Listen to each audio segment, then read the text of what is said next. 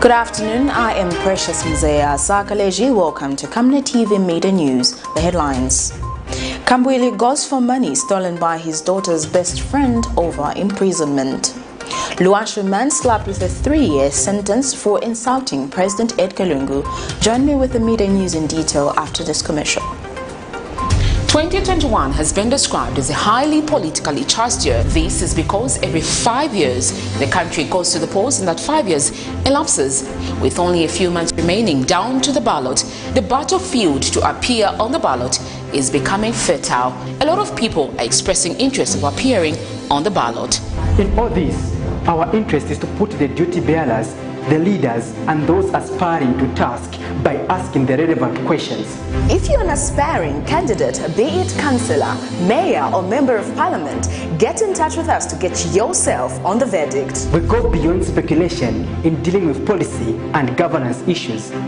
The right questions are asked to help you make a verdict. For more details, you can call us on 0962 965883, 0979 753010, or email us info@camnettvafrica.com. Terms and conditions apply. Join us on Camnet TV every Monday, Tuesday, Thursday, and Friday at 17:45 hours on a new program dubbed The Verdicts.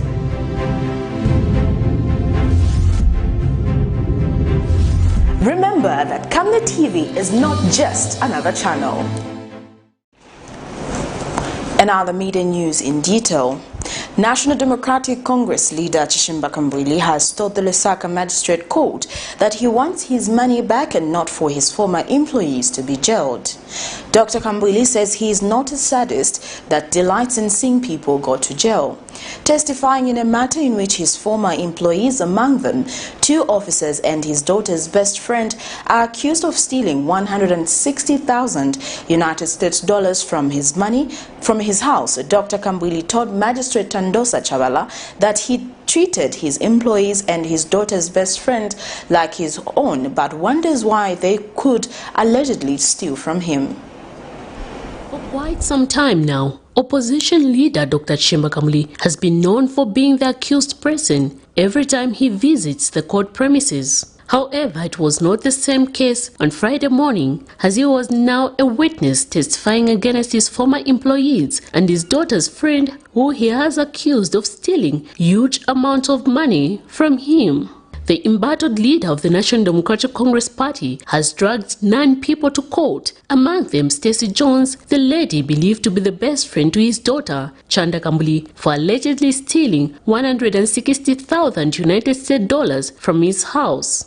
The former government spokesperson appeared before Magistrate Tandosa Chavala as a witness, where he testified that he did not want his former employees jailed because he is not a sadist but wants them to return his money. He testified that he was on the copper belt for work in December 2020 when the alleged incident occurred, and before leaving he had left the keys to his bedroom to Rodney Mutanga, his former employee, because some people were going to fix the ceiling board in his bedroom. However, when he returned back from the copper belt and 3 days later he decided to check his safe in the room, and to his surprise, the color of the safe had changed from green to black and it did not contain any money. Giving his testimony in court, Dr. KAMBWILI said he was surprised to learn that his safe had been tampered with, hence he immediately called his daughters to inquire, but all denied having tampered with it and getting the money.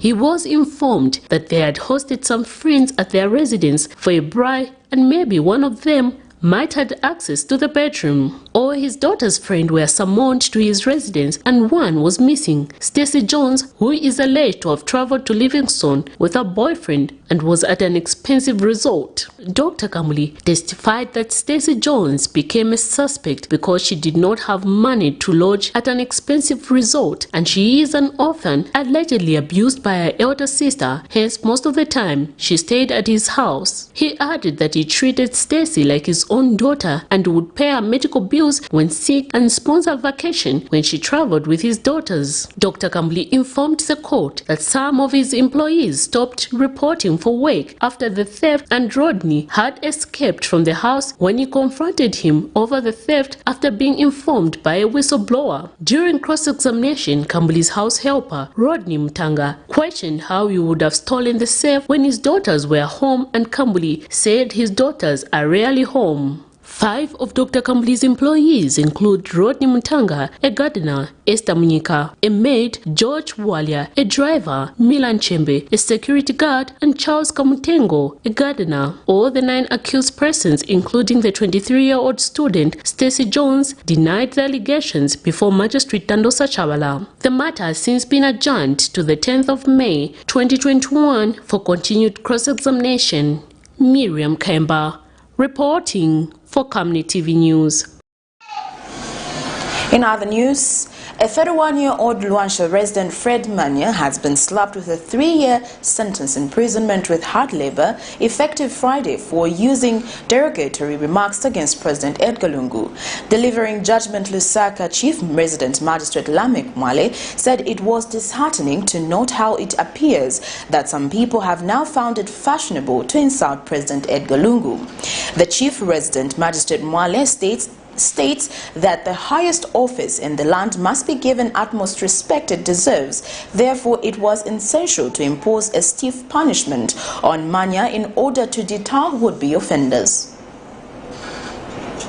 The judiciary has noted with concern that the tenders of individuals defaming the head of state at will has become a trend, hence the need to impose a stiff punishment to deter would-be offenders. Lusaka Chief Resident Magistrate Mwale expressed concern at the manner at which some individuals are not giving the utmost respect to the highest office in the country. He said this during a judgment he delivered on Friday morning, the 16th of April 2021, of a 31-year-old man of LUANSHYA who insulted the head of state during a phone-in program on Millennium Radio. This is Fred Manya, the now convict who has been slapped with a 3-year jail sentence for the offense of using derogatory remarks against President Edgar Lungu. Manya, who had earlier pleaded not guilty to the offense, will have to spend 3 years of his life in a correctional facility. When trial commenced, the state led by prosecutor Malambo called 8 witnesses who all testified against Manya, among them the radio station manager Martin Akenda, who testified that he was shocked and confused when a man he said was from Kawe called the station during a meal breakfast show and insulted President Edgar Lungu. Mr. Akenda had testified that the caller started by commending the head of state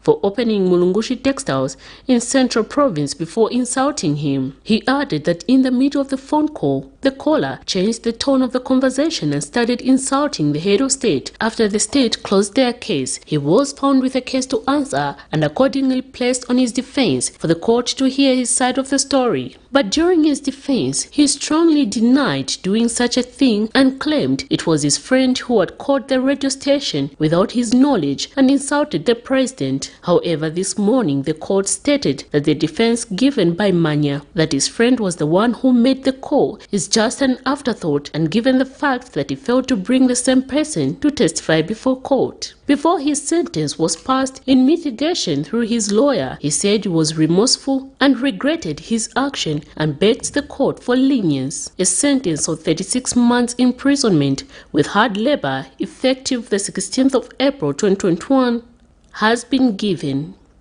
Miriam Kemba, reporting for Camnet TV News.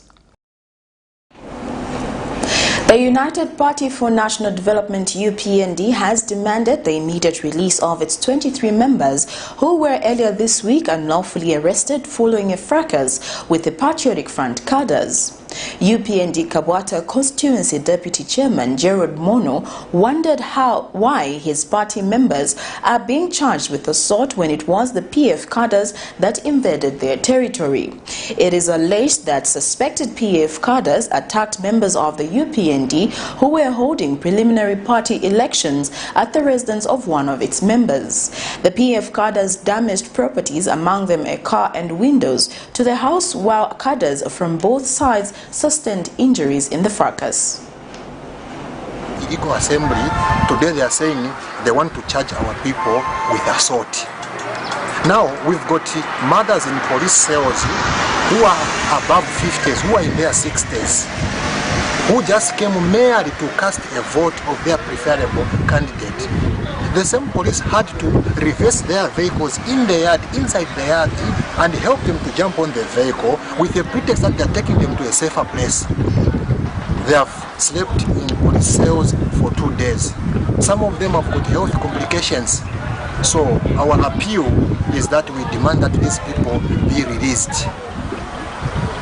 We demand that they be released, and we demand that the police, for once, let them apply the law equally.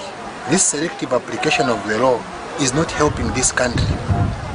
It's not helping this country. They are making us now start doubting the ability of the police. We know they are very professional, they can do the right thing. But where a victim is the one who ends up behind bars, the culprit is let loose there. Because when these thugs came there, they had also a serious fight with the police. We saw it with our own eyes where police officers were being held in uniform by the cadres, but those have been let free. There's no arrest that has been made, and now we are told your people, we are charging them with assault. So the question we are asking is, who is the complainant? When did the person come to complain that have been assaulted?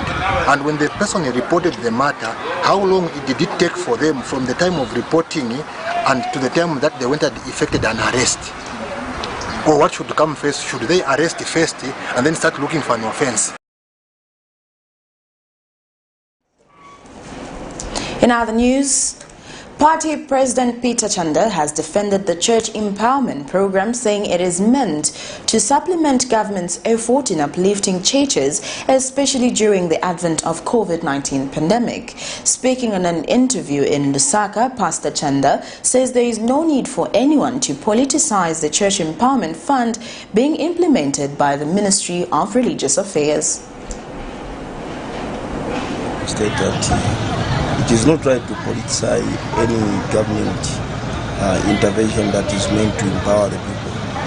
Churches are stakeholders to national development, and one need to understand that churches play a pivotal role in ensuring that there is peace in the country, in ensuring that there is stability in the country, and ensuring that the people are fed with the spiritual word of God.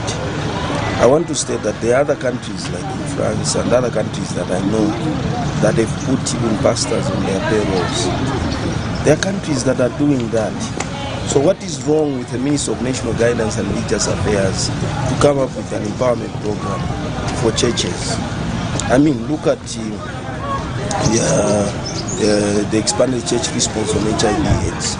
Look at George Bush as president initiative for HIV, which was meant to also provide support to church leaders, faith-based organizations, to promote measures of abstinence and others. You know, the church plays a bigger role in ensuring that the stability, the tranquility, and the peace in the country is upheld. Therefore, I want to state that it is not right for anybody to demonize the good program that is meant to empower churches. And I, for one, coming from a theological background, I want to state that there are several challenges that men of God go through generally. I know men of God are one of the best volunteers. The church is the best voluntary entity on this planet Earth.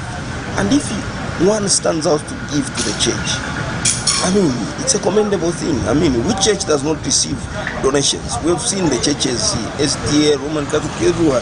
We've seen politicians going there and making donations. What is wrong with the Ministry of National Guidance? And I mean, then there is no cause to have such a ministry if there can be no empowerment program for churches. Well, that news item brings us to the end of Camnet TV Midday News, but before we go to the headlines once again. KAMBWILI goes for money stolen by his daughter's best friend over imprisonment. LUANSHYA man slapped with a 3-year sentence for insulting President EDGAR LUNGU. Well, thank you for watching. I am Precious Mzaya Sakaleji. Good afternoon.